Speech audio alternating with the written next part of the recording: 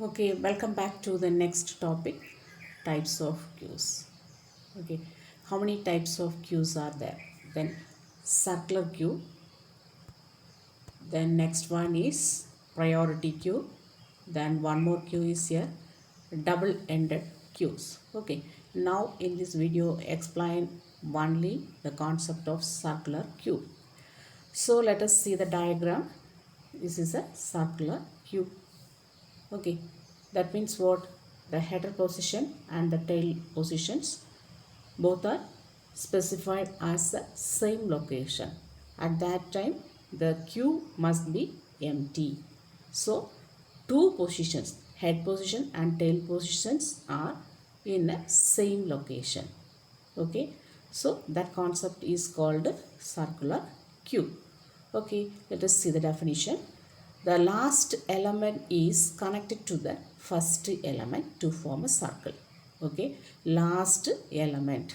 So where we insert the last element in the queue, that means is the head position, or no, sorry, tail position. Okay, so we must insert the data into the tail position. So the last element is connected to the first element, that means head position.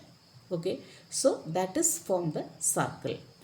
Okay, so initially the front and rear parts of the queue point to the same location. Okay, so first stage of the circular queue, that means the initial stage and the last stage. Initially the front end and back end are both are specified as the same location. Okay, so but they move part as more elements are inserted into the queue. A real life example of a circular queue is automated traffic signal. Okay, so traffic signal is the very good example about the concept of circular queue. Okay, you know about the concept of traffic signals. What are the signals are there, then why we use that signals, then if you provide any one signal for the purpose of traffic jam, then after it must be written back to the original position. So that means how many signals are there, that much of signals are arranged based on the circular queue. Okay, so that process is automatically circular based.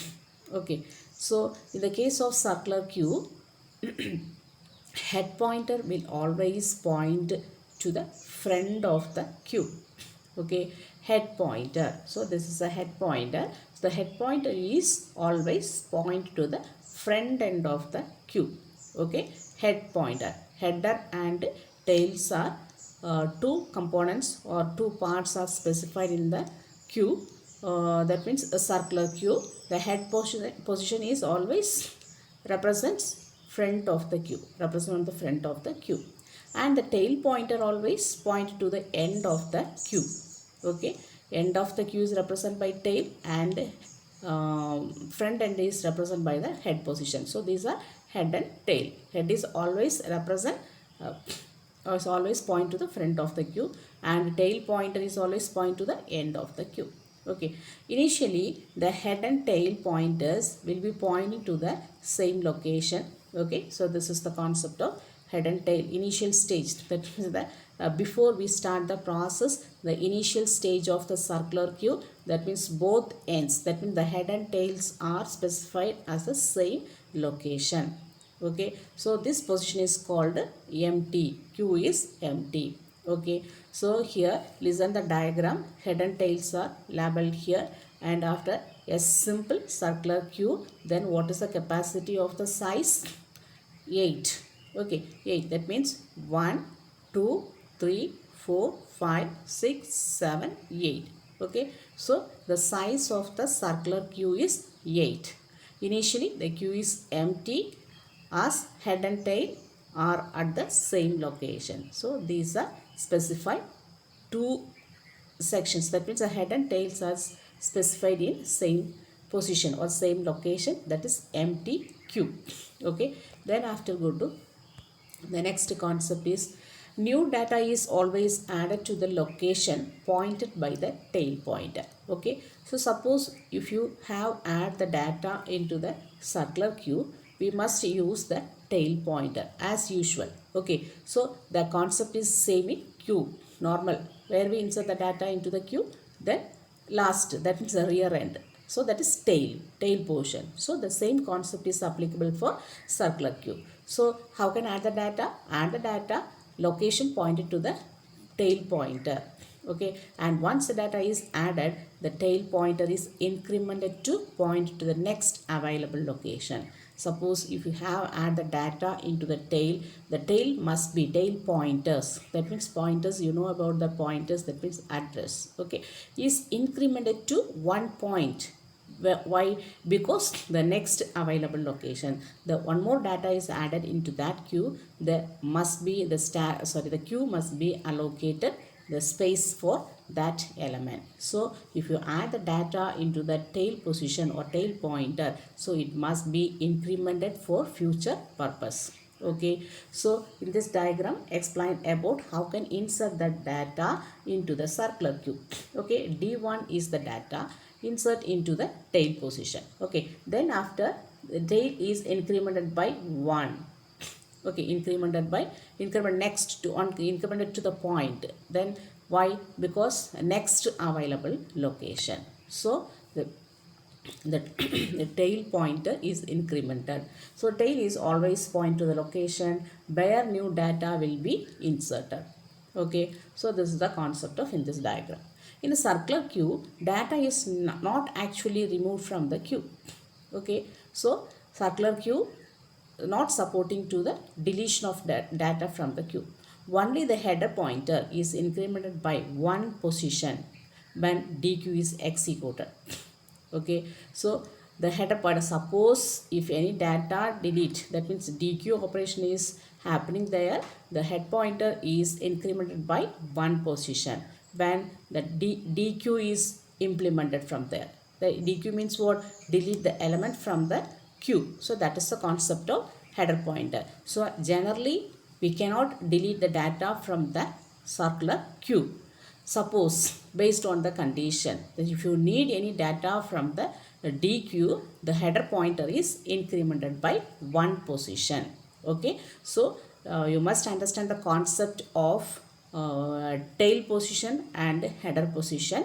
Suppose insert a data into the tail position of the circular queue, the tail pointer must be incremented to one point, but the header pointer is also incremented when suppose DQ, that means deleted data from the queue, so it must be the header pointer must be incremented by 1. So okay, that is the concept. Okay, as the queue data is only the data between head and tail, so where we locate the data in a circular queue between the head and tail. So how many data are arranged in the circular queue, so that much of data is location, that means located between the head and tail position. Hence the data left outside is not part of the queue anymore, hence the removed. That means suppose the data, that means the size of the capacity of the queue is 8, so then how many data are there? Then 0 up to 7. So that much of data is actually located between head and tail. Okay, so that is the concept. So in this point explain about the concept of how can increment the data using the header point, and then how can increment the data in a tail position. Okay, so tail position means insertion of the data, it must be incremented by 1, but header position means deleted. So delete is not possible from the circular queue. Suppose if any data based on the situation delete from the header pointer, it must be incremented by one position. Okay, so the next diagram explain about the concept of the additional data insert into the circular queue. That means D1 although holds the same position but is not considered to be the queue anymore. Okay, so this is the header position. The queue is only between head and tail. Okay, hence the data in the queue is D2, D3, D4 and so on. Okay, so these are, listen here, header position, head D2 is a header position. Okay, D3, D4, then after tail position is always empty because the data must be added into the circular queue. So D1 is although holds the same position, D1 is holds the same position but is not considered to be in the queue anymore. Okay, the first data must be in the same position, so that is not considered in the circular queue. Then also the head and tail pointers can cross each other. Okay, so in a circular queue, the head and tail pointers are cross each other. In other words, the head pointer can be greater than the tail. Okay, so head pointer is always greater than the tail pointer. Okay, so this will happen when we dequeue the queue of couple of time and the tail pointers get the reinitialized upon reaching the end of the queue. Okay, so when dequeue is happening there, the tail position is always changing. That means reinitialize the position of the tail pointer. Okay, so here represent the diagram. So that is in such a situation the value of the header pointer will be greater than the tail pointer. Okay, so that means what is the general concept of actually here, the header pointer value is greater than tail pointer. So another very important point is keeping the value of tail and the head pointer within the maximum queue size. Okay, so how can analyze the size of queue? Then what is the position, what is the capacity of the head pointer? That means the head pointer number is greater than the tail pointer. The head pointer number is the size, maximum size of the queue size. Okay, in this diagram the maximum size of the queue is 8. So the size is, the pointer size is represented 0, between 0 and 7. So this is the concept of circular queue. Okay, I hope you can understand this concept of circular queue. The next slide explain about the priority queue. So this topic will be continued to the next video. Thank you.